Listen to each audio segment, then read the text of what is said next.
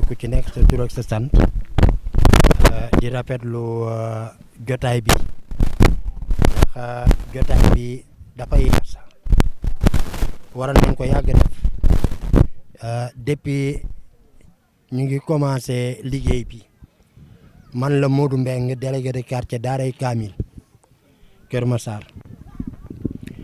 boo gisee li ñu fi dajale yëpp jafe-jafe yi nga xamante ji quartier bi am na benn muy éclairage bi insécurité bi am ci quartier bi bu guddi xasee jot moom kenn du ñeme génn fii waxuma la nag di yónni say doom mu nekk fitna ci ñun ñaareel bi mooy bassin bii ñu gas nii nee nañu mooy bassin 6 mu bokk ci projet 2 bi mu ngi nii bassin yi nekk ci parcelle bi yëpp pare na egg na parce que nee nañu ADM moo ko yore kon yooyu yëpp pare na mais bassin yi nga xamante ji ñoo nekk fii ci quartier yi ak environnement yi benn parewu ci mais dama jàpp ni na waa parcelle bi nekkee nit ñu nit noonu la ñu nekkee nit ñoom dañu am seen carte di voter ñu nit ñu am suñu carte di voter kon ñoom bu dee citoyenneté ëppalew ñu ko kon pourquoi ñoom ñu mën leen mettre à l'abri ñun ñu nekk bi depuis boobu ba léegi di tolaan ci lii ñu ngi nii gas nañ ko bàyyi nañ ko noonu te bu ñu xamee dañ koy gas te duñ ko liggéey kon waruñu ko woon gas tey ji gas bi mu ngi causé benn insécurité boo xamee ni agresseurs yi fii la ñuy nekk borom sareet liñ fi jot a gas yëpp tibb nañ ko yóbbu mbalit maa ngi nii seen ginnaaw yi yëpp ay tuurukaayu mbalit la waa léegi ñun lan mooy pexe comme nag ñun dañ di ñoo xamee ne peut-être amuñu kàddu yéen rek la ñu mën a woo waa Lou'Bess TV ak Fidèle Info pour ngeen mën ñu jotale suñu kàddu ci média yi bii affaire bi amee ñu gas ko ñi ñëpp jóg nañu ñëw saisir ma ne ma ñoom de gas nañu quartier bi te bàyyiwuñu benn yoon fii boo xamee ne dinañu mën a jokkale foofu madame Sarr mi nga xam ne moom moo jiite woon projet ba ma ko gisee ne ko yéen a ngi defar fii mais gisu prévoir leen ci benn passage bu jóge fii di dem fële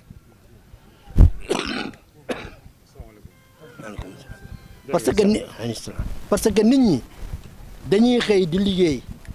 ñi dañuy jóge fii di dem ci 54 bi léegi pour war a jóge fii dem ci 54 bi fan ngay jaar te lii yëpp gas nañ ko bala ma doon dem voyage interpellé naa ci madame Sarr mu ne ma prévoir ñu ko ma ne ko nag li ngeen di def sans ñun kon da ngeen ko def ci seen coobare bopp mais ñun bokkuñu ci ndax bu ngeen di defal ay nit war ngeen mën a laaj seen xalaat kon koo laajul xalaatam ngay defar kon da nga defar sans ñun léegi ba ñu ñëwee yii yëpp amoon na fi ay bâtiment yoo xamee ne toj nañ ko nee nañ dañuy dédommager seen i borom yii am na ci ay terrain yoo xamee ni boo waxee ñu ne fii domaine national la du ñu dédommager kenn waaw mais nit ñi dañoo jënd seen terrain lu mu bon dañ koo jënd suñu soxlaa place bi pour xettali nit ñi ñu jot a nekk seen xaalis war nañ leen mën a au moins ñu dédommager leen wala sax ñu mën a wax ak ñoom mais dara te dañuy boole population dañ naan jël leen ci kër yi ngeen dem jox ko délégué ñun bu réunion amee préfet toog sous préfet toog ñu évoqué loolu ñu ne waa ñun on vous promet rien mais dinañ ci wax daal su daal ko def am na ñoo xamee tey jii recensé nañ leen seen biir kër yi ñu toj seen i tabax ba tey jii joxuñu leen ci taw féex ñun nag ñu ngi jooytu xëy na foo xam ne suñu kàddu mënta àgg foofu yéen mën ngeen ñu ko jot ñu ngi remercier waruñu ñu daa remercier parce que li ñuy def yëpp seen bopp lañ ko defal ndax fii ñu nekk tey jii nii kenn du jógee fële ci àll ba ñëw di ñu ko defaral ñun ñoo koy defaral suñu bopp waaye nag ndokk bi ñu amee jeunes yu dynamique jeunes yu engagé ba tey jii moo war ñuy sant ñëpp di gërëm ñëpp vraiment ñun daal luñ ñu mën a jàppale su fekkoon ne lii buñ ko gasee duñ ko defar mënoon nañ ko bañ a gas mais tey ji ñu ngi ni yàqal dañu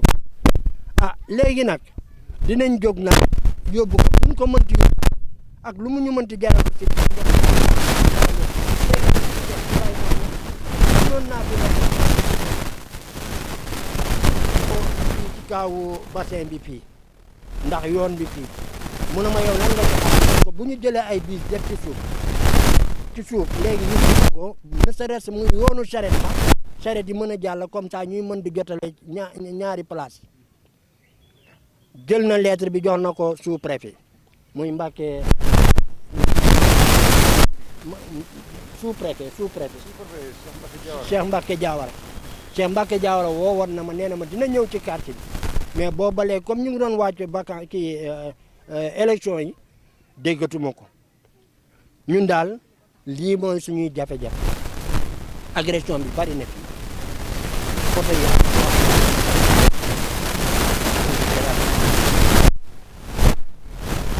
léegi daal lu ngeen ñu mën a jàppale daal suñu kàddu ci kaw ñun daal bëgg nañ di ñaan gouvernement bi lu ñu mën a jàppale ñu ñëw su ko defee fii ñu nekk ci jafe-jafe yi ñu nekk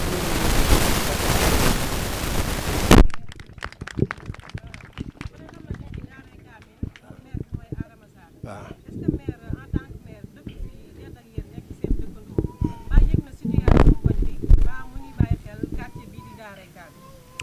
bon man peut-être su ma nee ci sama côté yëg na ko damay jàpp ni yëgu ko te même bu ko yëgee sax aussi mais nit ki aussi boo ko jiitee laaj na seen jàngoro ngeen mën ko ci associé xëy na bala ñu fi tëb di dem ci ay préfet sous-préfet waroon nañu mën a jaar ci maire ñaan ko audience wax ko ñun suñu problème mais jàpp naa ne loolu amul man bon defu ma ko man defu ma ko voilà.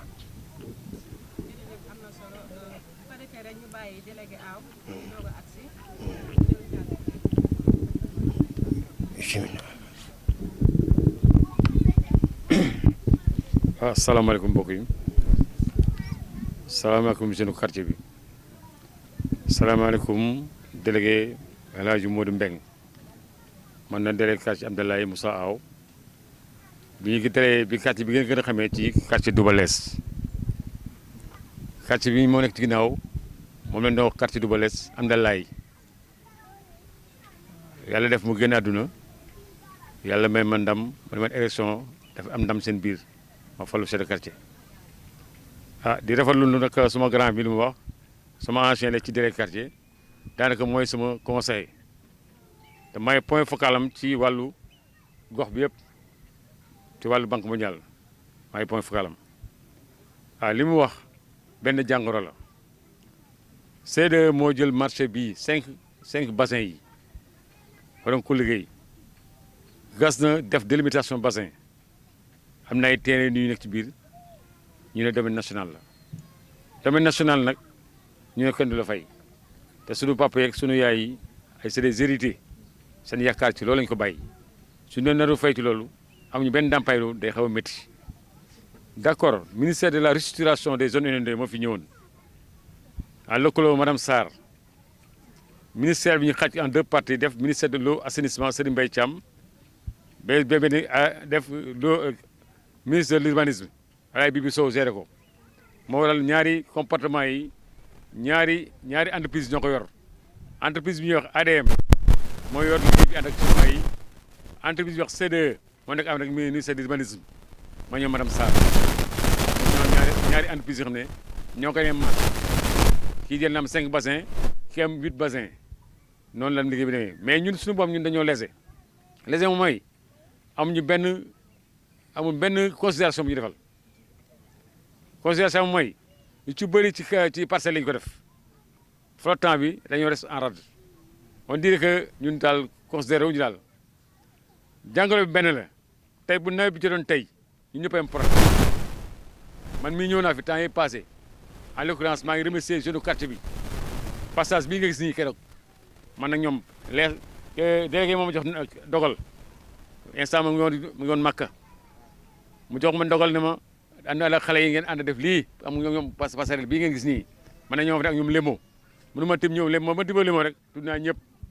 ñoo àndoon ñu def passerelle bii ba si li am passerelle bu nit ñam fi jàll te ma demandé au niveau de préfecture man nañu defoon ay bona nga xam ne day am passerelle bi nga xam ne mënoo jéggi jël bassin bi yëpp xaj gas ko lépp nit ñi am fu ñu jàll fa la ñu julee juma loolu da ngay séparer quartier yi loolu moom wax naa ko au niveau de préfecture moo tax ma jëloon keroog engagement bi ànd ak boy yi fii ñu suul fii ba nit ñi am yoon baax na baaxul mais moom mooy solution provisoire en attendant léegi nag ñun dañu war a joytu au niveau de la présidence au niveau des préfectures tout ça am nañu maire nag am nañu maire mi ngi gëstu mi ngi def lu mu mën amaan na lii di compétence am lii di compétence transféré la mais bu ñu mënee yóbbante bi jaaree ko au niveau de la présidence jaaree ko au niveau des préfectures et au niveau du gouverneur bañ jotti dina baax ñun fi ne nii quartier Fulane boo ko fàttali fi Fulane ñuy wax quartier bandi la ñuy wax bandi yi fi la ñu ëppee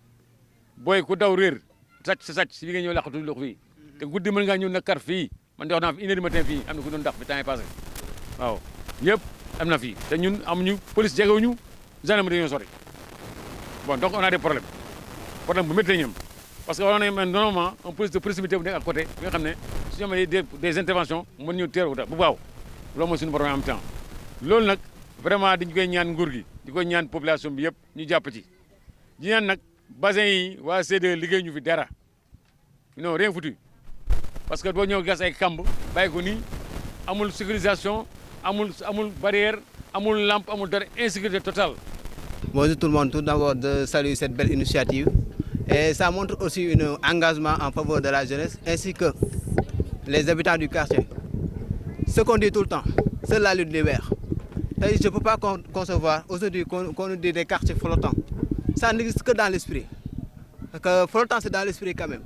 Il faut que la jeunesse nous unissons d'abord. Nous partageons d'avis et aussi nous allons vers l'essentiel, qui est le combat essentiel, on peut dire le bassin qui est devant nous. Parce qu'il y a une insécurité totale. Il y a de l'insécurité, aussi problème de l'éclairage aussi, et aussi depuis un mois de juin, je pense, un mois de juillet, le travail ici, il n'y a personne qui prend en faveur. Alors que quand nous étions sur le combat, dans le terrain, concernant la lutte sur le bassin, je peux prendre comme témoin M. Aou, nous étions les gens qui étaient devant. Nous avons porté le combat. Pourquoi aujourd'hui, eux, tout est stable chez eux, ils nous oublient. Ça, ce n'est pas normal. C'est à nous de nous battre et unissons notre force et aller vers l'essentiel, qui est lutter. Parce qu'aujourd'hui, seule la lutte libère. On a fait un premier pas, mais ça reste. Parce que ça ne suffit pas. Parce que, imagine-toi, un premier pas, il n'y a que 2 personnes ou bien 3 personnes. Ne va pas gagner ce combat quand même. Il faut que nous nous unissions et engageons-nous aussi. Parce qu'il y a nos enfants aussi. Parce que j'ai une fois fait une vidéo par ici et je l'ai envoyée directement au niveau du collectif. Parce que j'avais vu des enfants qui baignaient. Aujourd'hui, concernant les plans d'action, parce que notre principal problème, c'est le bassin d'abord. Parce que nous nous engageons sur le bassin. Une fois que ça a terminé, parce que nous mettons quand même des places publiques, des places de loisirs et autres. Parce que le bassin seulement ne suffit pas quand même. Parce que qu'est-ce qui nous différencie entre nous et les autres quartiers? Il n'y a pas de différence. C'est une question d'engagement. C'est une question d'engagement. Il n'y a aucune différence entre nous. Donc c'est à nous de mener le combat, comme ce que je viens de dire. C'est la lutte libère quand même. Il faut qu'on lutte et aller vers l'essentiel, qui est le travail. Et aussi forcer nos jeunes. Parce que aussi, la jeunesse est l'avenir de demain. Il faut qu'on force nos enfants sur le côté des papiers, concernant les audiences foraines, parce qu'il y a beaucoup de jeunes ici. Quand ils devront faire la classe de CM2, ils ont des problèmes pour faire l'examen, parce que problème de papier. Et ça, c'est un facteur majeur à souligner quand même. Si au niveau de la mairie, on peut nous permettre une journée de gens forêt, comme ça, pour les enfants qui n'ont pas de papier ici, ils se focalisent sur ça. Et aussi, d'autres choses, il y a une situation déplorable par ici. Si on prend un enfant de 5 ans, 6 ans, 7 ans, par exemple, au lieu d'aller à l'école, et il se mobilise comme en tant que charretier ou autre. Et à cet âge-là, non, l'enfant n'a pas le droit au métier. Son principal faveur, c'est d'aller étudier parce que l'étude est la base fondamentale et pédagogique. Et ça, c'est un peu rare ici. salaamaaleykum maa ngi nuyu mbooloo bi yëpp rawatina préfet ak monsieur Lémou Faye parce que sans son engagement on ne peut pas en tout cas abattre rien ici parce que c'est lui en tout cas prend les dispositions pour en tout cas faire tout le nécessaire avec l'aide du délégué. Voilà. Donc moi je m'appelle Elhadji Adi Kandé. Bon, je suis étudiant en master. Bon, parce que je suis en phase. Maintenant ici il y a beaucoup de problèmes qui se posent ici, mais le problème fondamental qui se pose ici, c'est-à-dire c'est le bassin. Parce que nous avons en tout cas introduit un mémorandum à l'aide du délégué qu'on a soumis. Bon, lui aussi, il a fait tout le nécessaire pour présenter ça au préfet. Voilà, je pense aussi, on a en tout cas, on nous avait sollicité qu'en réalité, que vous mettez ça aussi au niveau de la mairie. Voilà, donc les doléances qu'on a en tout cas évoquées dans cette mémorandum, c'est-à-dire, c'est le passerelle. Parce que les travaux là, ça a duré, je pense qu'en réalité, pendant plusieurs mois.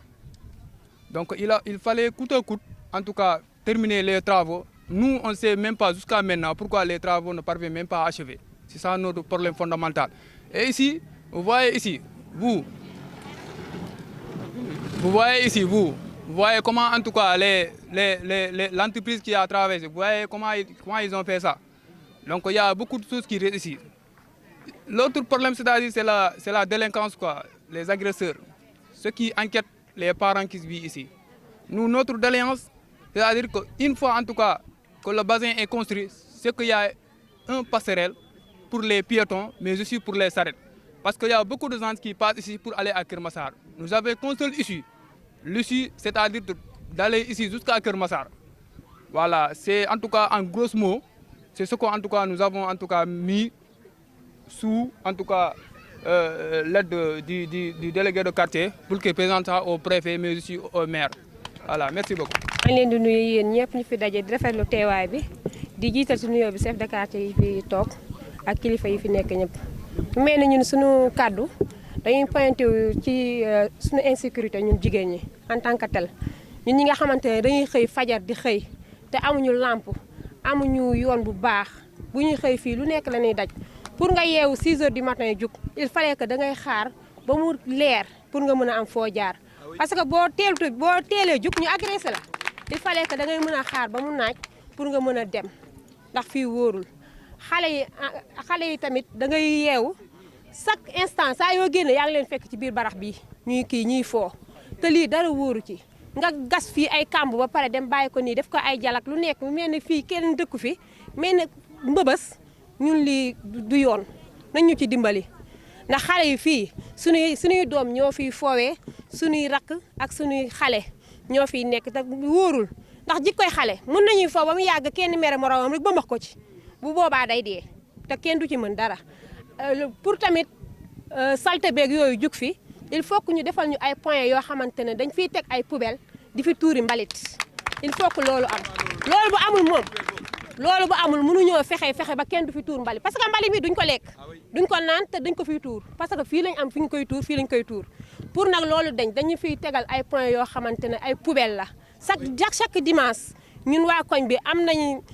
nañu sawarte bu doy ne chaque dimanche dinañ mën a génn def suñuy set-setal sotti ko ci poubelle bi oto mbalit bi ñëw di ko jël si ñun daal foofu la ñuy focaliser wu te foofu lañ bëggoon ñu dimbali ñu ci voilà asalaamaaleykum wa rahmatullah. salaamaaleykum mbooloo mi ñu ngi leen di nuyu li ñu fi jotee foog ma yëkkati ko. salaamaaleykum mbooloo mi ñu ngi leen di nuyu ku nekk ci turam ak santam di nuyu suñu délégué quartier di nuyu waa quartier bi yëpp tamit képp ku fi teew ak ku fi teewul li ñu fi tax a daje tey nag mooy revendication yi nga xam ne am nañ ko ci suñu quartier am nañ fi tamit ay bëgg-bëgg yoo xam ne bëgg nañ ko ak loo xam ne tamit dañ ko war a jublu mu nekk ñi nga xam ne ñoo dëkk ci quartier bi am fi taxawaay bu mucc ayib loolu daal mooy li nga xam ne moo ñu fi indi woon tey dama bëggoon jox délégué kàddu bi délégué de quartier bi mu wax jafe-jafe yi nekk ci quartier bi